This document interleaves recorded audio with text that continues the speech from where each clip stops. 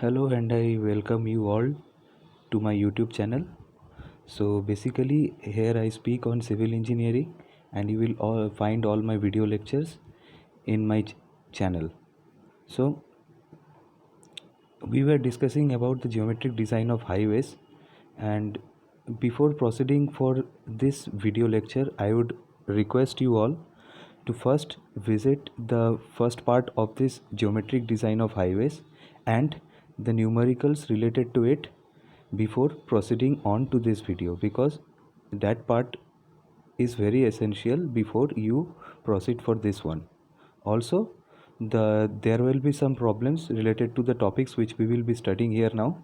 So the link of which there is a separate video for the numericals again, and the link of which is given below in the description. So in the previous part, in the geometric design of highways part 1, we have studied about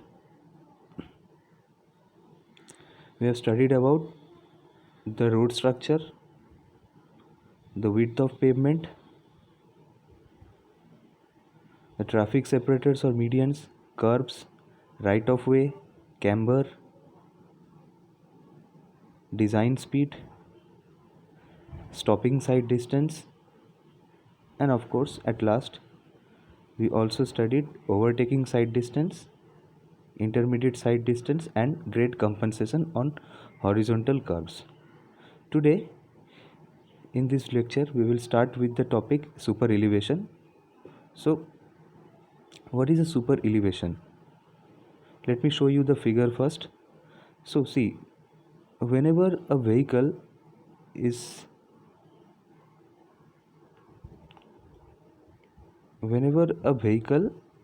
traveling, or it is about to have some turn, so to avoid the centrifugal force, what we do is that we try to provide slight banking, slight slope in the transverse direction, so that the centrifugal force is avoided. Suppose the vehicle is going like this and you will have a centrifugal force in this direction, so hence we provide a slope like this so that it is prevented from the centrifugal force. So the super elevation is the transverse slope or inclination provided to the pavement surface throughout the length of the horizontal curve, also known as the cant or banking, represented by letter E. So here's a diagram. You can see the car. We suppose this car was moving in some curvilinear way, in like this way, and so the centrifugal force would have been acting in this side, and hence the banking is provided in this manner. So here W is the self weight of the car and Fc is the reaction to the centrifugal force. Okay, and the slope here is given by E upon 100. That's a simplified diagram. You can see, you can easily refer to it. B is the base and E is the perpendicular of the triangle having the angle theta.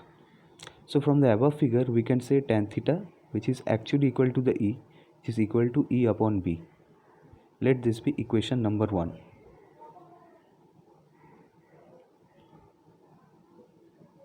So here's another diagram showing the components. This is W sin theta, W cos theta. This is W sin theta, and here it is the P cos theta, and again this will be P sin theta. This P will be resolved in P cos theta and P sin theta, whereas W will be resolved in W cos theta and W sin theta. So let us say the design speed shall be V meter per second. So we consider the design speed to be v meter per second and the radius shall be r. This radius shall be r. And next, the various forces acting on the vehicle of the wheel is P cos theta is equal to W sin theta plus F1 plus F2. What is F1?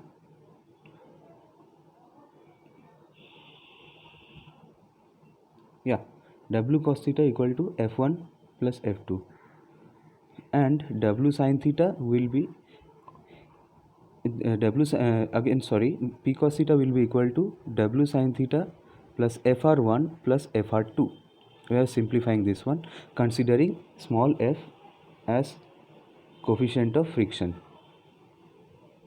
Next, taking f as common and solving R1 plus R2 as P sin theta and W cos theta, we get P cos theta minus FP sin theta is equal to W sin theta plus W cos theta. Just have a look over the derivation. On simplifying, we get this one, and then further dividing the equation with W cos theta, we will get it somewhere like this. And again, sin theta by cos theta is tan theta, and tan theta is nothing but the E. So again, on further simplification, we will get this as the final equation. So P by W is also P by W is equal to V square upon GR. So hence the final equation turns out to be E plus F is equal to V square upon GR. Now this can be represented in kilometer per hour, and taking 9.81 for G, this equation can be written as E plus F is equal to V square upon 127 R for V, or the velocity, in kilometer per hour.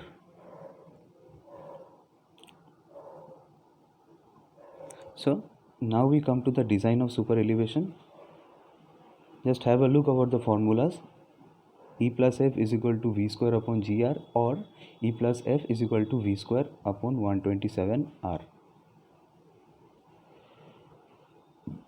Now the design of super elevation.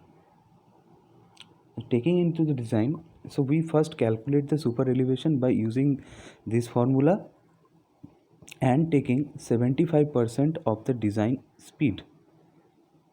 So by taking 75% of the design speed and neglecting the lateral friction, we will get the equation, this particular equation, as something like this. So putting F is equal to 0, neglecting it, and V as 0.75 times, we get E plus 0 is equal to 0.75 V square upon 127 R. So E equilibrium will be coming out to be V square upon 225 by R. On solving this, we will get V square upon 225 by R equal to the equilibrium super elevation. Now, if the calculated E is less than the E maximum, then provide E is equal to E equilibrium. So E maximum value will be given to you, and if the E calculated value is coming lesser than E maximum, you will provide E is equal to E equilibrium. And if E calculated is by chance greater than the E maximum, then take E as the maximum value. Take E is equal to the maximum possible E value, and then proceed to the next step, where in the next step what we do is that provide E is equal to E maximum and then find the value of lateral friction F from the equation below. So again, by using this equation, we provide E is equal to E max, and then we find the value of F, that is the lateral friction. If F is less than 0.15, then we provide E is equal to E maximum.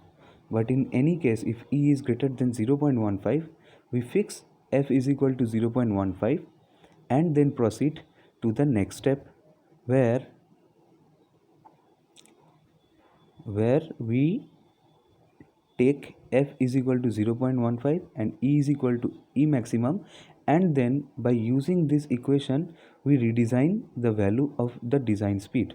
That is, at last step, if e and f are achieving the maximum values, even exceeding the maximum values, finally we need to do what is, we need to change the design speed. That is, we have to lessen it so that we satisfy this following equation. Now if v design is less than v, then it's okay, and if v design is greater than v, then restrict the speed by providing speed limit sign. So finally we have to restrict the speed if v design is greater than v. So here are the IRC guidelines for maximum super elevation. So you might be thinking in step 1 where we will be getting the values of Emax, E maximum. So this E maximum is given by IRC for different types of road. For urban it is 0.04, for plain and rolling terrain it is 0.07, and for hilly region it is 0.1. Next is the radii of horizontal curve. The radii of curve decides the maximum comfortable speed of a vehicle on a horizontal curve. So you are seeing the formula R ruling is equal to V square upon G into E plus F. So R ruling will be given to you. By this ruling radius, actually we will be getting the value of V. So hence this V will be the maximum comfortable speed a vehicle can have on this particular horizontal curve. The next topic is the extra widening of curves. Now suppose a vehicle was traveling in a straight line and then suddenly it has to turn in this direction. Of course, we cannot have the same width of the road. It's because there will be some turning radius of that particular vehicle, and there will be some clearance shall be provided for the driver so that he can comfortably think about the turning of the vehicle. Okay, so the extra widening is the additional width of carriageway required on horizontal curve and is referred as the extra widening. So it is the additional width of carriageway required on horizontal curve. So it's just an additional width provided to any curve. The rear wheels follow the inner path on the curve as compared with the front wheels. This phenomenon is called off-tracking. So what is off-tracking is that, suppose this is the vehicle and this is what after turning it happens. So you can see the rear wheels follow the inner path because these are the rear wheels and they follow the inner path. The rear wheels actually follow the inner path, whereas the front wheels follow the exterior part. So suppose this vehicle turns in this direction, so the front wheels will be following this type of radius and the rear wheels will be having somewhat this type of radius to finally come to this position. So this phenomenon is called off tracking and it is seen whenever a vehicle is turning. Next is the mechanical widening. This is provided due to the rigidity of wheels. So this is totally due to the car. So this thing has to be provided because the wheels are basically rigid and they try to remain attached to the axle. Hence we need to have something for the mechanical widening, and that is Wm is equal to NL square upon 2R. Next is the psychological widening, to make drivers avoid driving close to the edge. So this is for the convenience of the driver, that they don't travel very close to the edge and they fall off the road or have a tendency to fall off the road, and that might create some hazardous problems to the passersby. Hence, we provide the psychological widening, and that is WPS is equal to V upon 9.5 R. So total extra widening is the sum of these two. So hence the extra widening is WE is equal to NL square by 2R, which is the mechanical widening, and plus the V upon 9.5 root R, which is the psychological widening. This is the mechanical widening and this is the psychological widening. Here is next the transition curves. When a vehicle is in a straight road, enters into a horizontal curve, instantaneously it will cause discomfort to the driver. Now suppose you are traveling on a speedy vehicle in a highway and suddenly the driver needs to turn. So driver cannot turn suddenly, right? So if he turns suddenly, this might give a big jerk or imbibe a huge centrifugal force towards the outer direction, and this will be a very huge discomfort for the travelers. So to avoid this discomfort, these horizontal curves cannot be directly introduced to the curvilinear path. So there shall be a transition. So better than this, we can do something like this. That is a gradual introduction to the curvilinear path.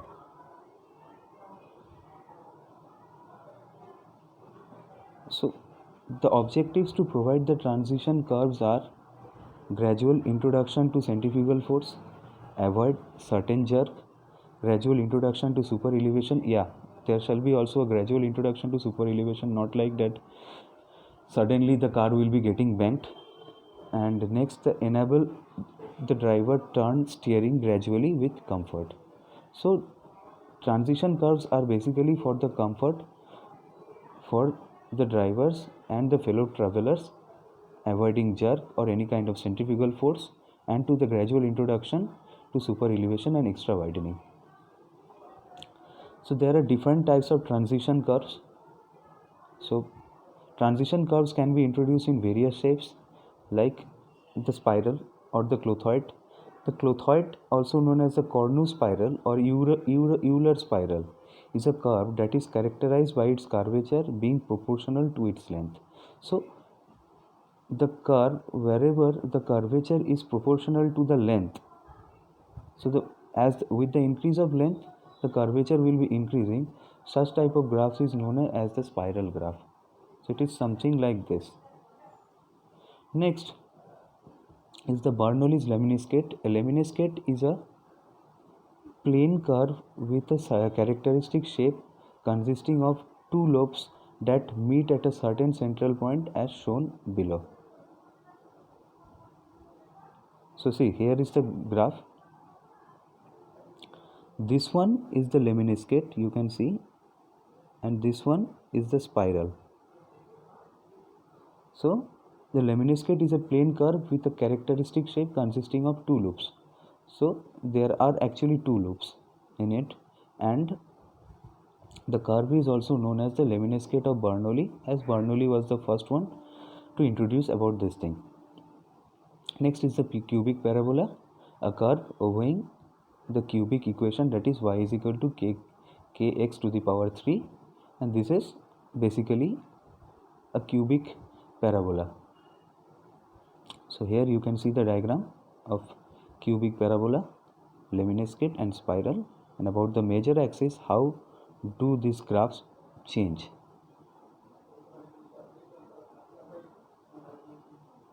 Next is the setback distance.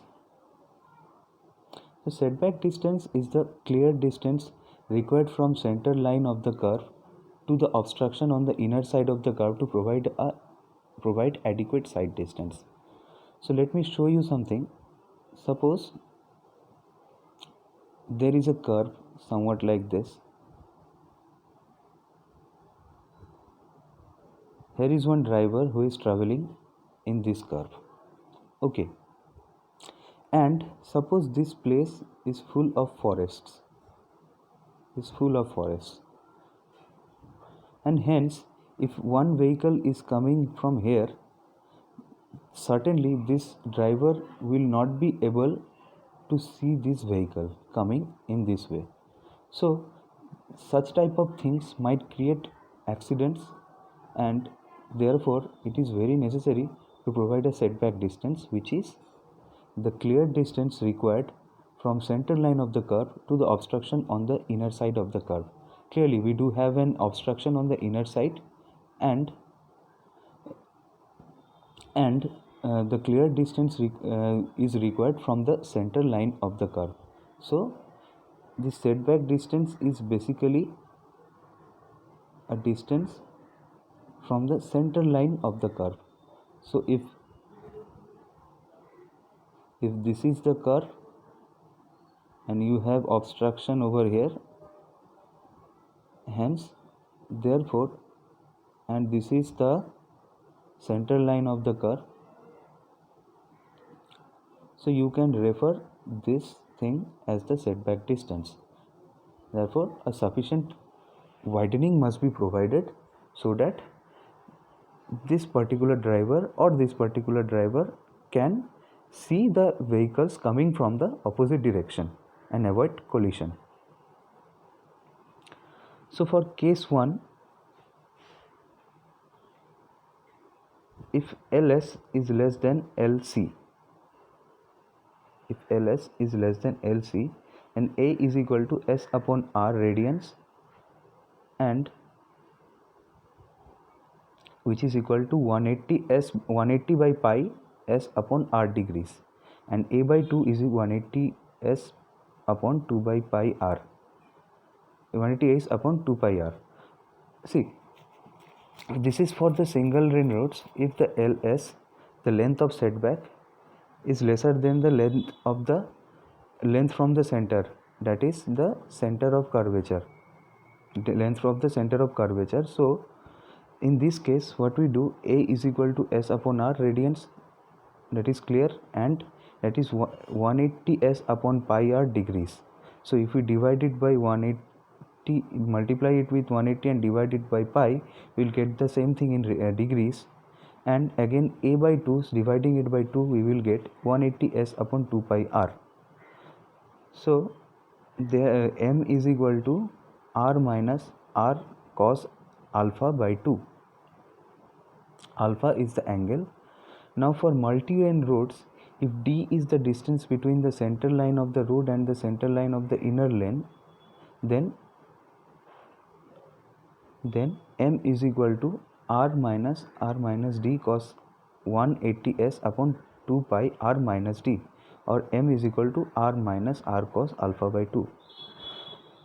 See, more than the derivation, it is important for you that you know the formula of this thing, because the derivation is very tricky over here and quite difficult to understand. So it's better to have the idea of the formula, because the derivation is not from the scope of learning at this point. And then LS is greater than LC is the second case. For single lane road, M1 is equal to R minus R cos alpha by 2, and M2 is equal to S minus LC by 2 sin alpha by 2. So then the setback is the sum of M1 plus M2 given by M is equal to R minus R cos alpha by 2, where alpha by 2 is equal to 180 L upon 2 pi R. For multi-lane roads, A by 2, 180 L 2 pi R minus D, and M is given by M is equal to R minus D cos alpha by 2 plus S L minus LC by 2 into sin alpha by 2. So this one is for the idea, which one is the M, which one is our A by 2. Setback distance for single lane road when LS is less than LC. So this diagram is for the setback distance for single lane road when LS is less than LC, and this is for the multi-lane roads where LS is less than LC. You can see M dash M and the line of sight over here. and these two, this one is for the setback distance for single lane road where LS is greater than LC, and this is a diagram showing the curve resistance for a particular vehicle turning. Next is the vertical curves. So till now we were learning various concepts about the horizontal curves. Now a curve might exist in the vertical also, like this or like this. So this one is known as the summit and this one is known as the valley. So vertical curves are of mainly two types. First one is the summit and the second one is the valley curves. Summit curves are having convexity upwards or concavity downwards. So clearly if you see the summit curve, you will see a convexity in the upwards and a concavity in the downward. Also the shape of this one is the square parabola, which is the best shape for the summit curves. Valley curves on the other hand are the sag curves with concavity upwards or convexity downwards. So in valley curve you can see here is concavity in upward direction and convexity in the downward direction. Cubic parabola is generally preferred for valley curves. So the valley curves will be having shape of cubic parabola, whereas summit curves were having the shape of square parabola. So length of the summit curve is given by these formulas. So first case, if L length of the summit curve is greater than SST, we have this formula simplified as this one, and if length is less than SST, we have this formula simplified as this one. Again, there is the length of summit curves for OSD. For OSD, if L is greater than OSD, we have L is equal to NS, this formula, and if L is less than OSD, we have L equal to this formula. So guys, you just need to memorize these formulas for the upcoming numericals which we will be doing in the very next videos. And here you can see the legends where L is the length of the summit curve in meter, S is the SSD, N is the deviation angle, H is the height of the driver above road surface, approx 1.2 meter, and H is the height of the object above the pavement surface, approx 0.15 meter. S dash is the overtaking or intermediate side distance. Next is the length of the valley curve. Previously this was all about the length of summit curves for two cases, if we are taking SSD into account or if we are taking OSD into account, and then there we were having further two cases if the SSD was greater than the length and if SSD was less than the length, and also if the length was greater than OSD and if the length was lesser than OSD for the second case. Now next is the length of the valley curve. So length of the valley curve, as per comfort condition, there is one formula given to you, and then again the length of valley curve for headlight side distance. Headlight side distance is basically the stopping side distance. Headlight side distance is basically the stopping side distance, and hence there are again two cases, if L is greater than SSD and if L is lesser than SSD. And here is the legend, here you can know. So guys, these topics were a bit tricky and typical, so what you need to do is to practice the derivations and try to remember the formulas so that we can do the numericals in the upcoming video. So I would like to take you the notes in the description. The link is given in the description for the notes, and you need to download them and just go through them and memorize the formulas so that it will be helpful for you to solve the problems in the upcoming video. Thank you.